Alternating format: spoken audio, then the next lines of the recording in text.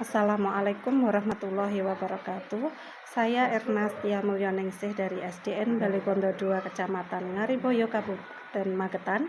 Dalam kesempatan kali ini saya akan melaksanakan praktik yang memfasilitasi lingkungan dan interaksi yang inklusif menurut UDL dan menjelaskan nilai-nilai praktik keterampilan pribadi dan profesional saya dalam mengimplementasikan UDL dengan tujuan yang pertama mengidentifikasi praktik-praktik yang memfasilitasi lingkungan dan interaksi yang inklusif dan merefleksi nilai-nilai praktik dan keterampilan pribadi dan profesional untuk mengimplementasikan UDL. Berikut video dari saya. Sebelum melaksanakan pembelajaran, saya melakukan asesmen diagnostik.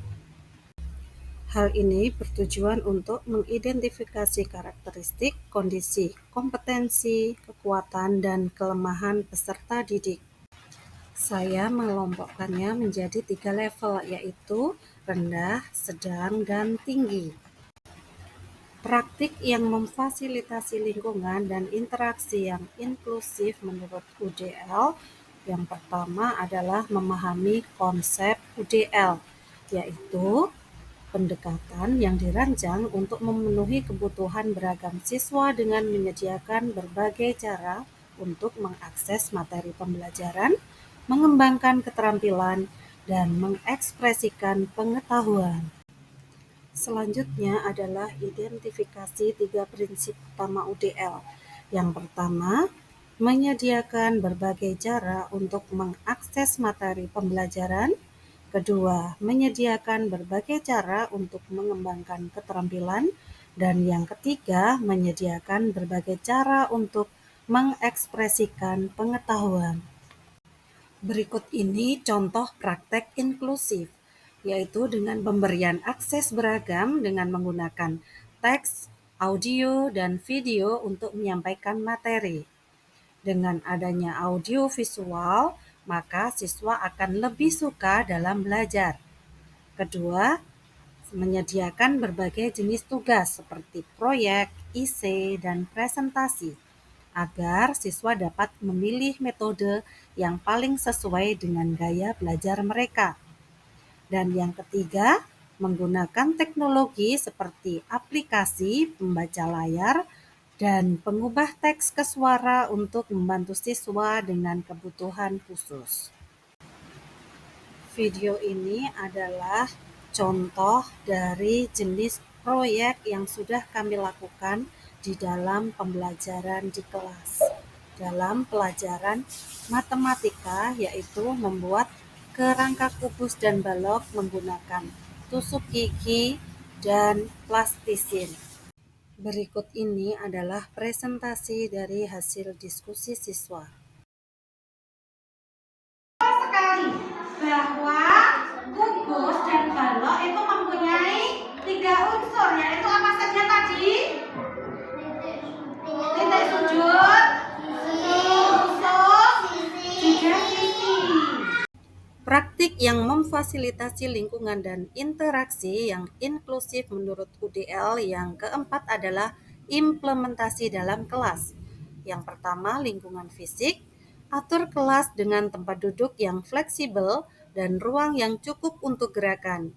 Kedua, interaksi, yaitu dorongan partisipasi aktif siswa dengan membuat forum diskusi online atau bisa juga dengan belajar kelompok. Dengan demikian, UDL memfasilitasi lingkungan dan interaksi yang inklusif dengan menyediakan berbagai cara untuk mengakses materi, mengembangkan keterampilan, dan mengekspresikan pengetahuan. Contoh praktik inklusif meliputi penggunaan teks, audio, dan video, penyediaan berbagai jenis tugas, dan penggunaan teknologi aksesibilitas. Implementasi dalam kelas melibatkan pengaturan lingkungan fisik yang fleksibel dan mendorong partisipasi aktif siswa. Berikut ini nilai-nilai, praktik, dan keterampilan dalam mengimplementasikan UDL. Yang pertama adalah identifikasi nilai-nilai pribadi dan profesional, 2. Praktek yang diterapkan, 3. Keterampilan yang diperlukan, dan yang keempat, dampak pada implementasi UDL. Identifikasi nilai-nilai pribadi dan profesional yaitu empati, dengan memahami dan menghargai kebutuhan siswa yang berbeda.